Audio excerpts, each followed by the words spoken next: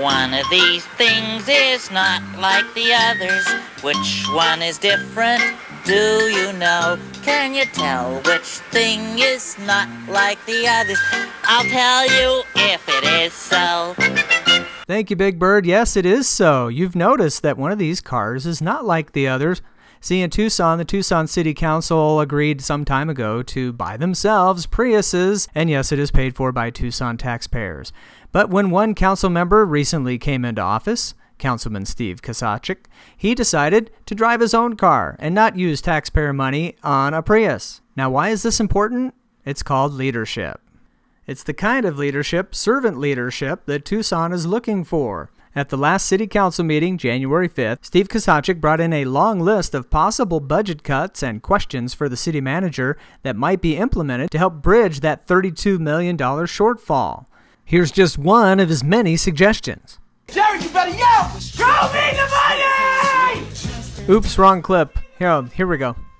We're paying Trio quarterly $310,000, but a condition for those payments is that they show, quote, evidence that substantial progress has been made towards its fiscal 10 deliverables. I guess I'm wondering, when we see that evidence as a mayor and council, or are we just cashing checks for Trio? Shouldn't they also be held accountable for meeting their contractual obligations before we just write them a $310,000 check? Accountability, now that's crazy talk. And a former council member came forward and had this to say. I was a little bit bothered, quite frankly, by the city manager's statement that he said he cannot come back in a week with the necessary cuts that are recommended in that examination. Mr. Kozachik's proposals actually should already have been looked at in the last year.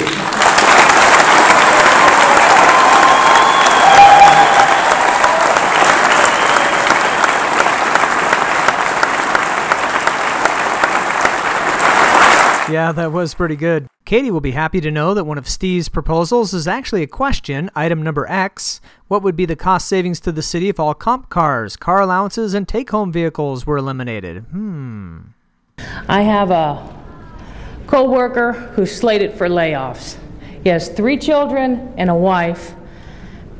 He has no other income. There's a pet peeve I have. I'm not good at public speaking, but it annoys me so much I had to be up here. He's getting a pink slip, walking out the door. He's slated for layoffs when there's still, every department head has a car they're taking home or a car allowance they're getting. It's an abuse.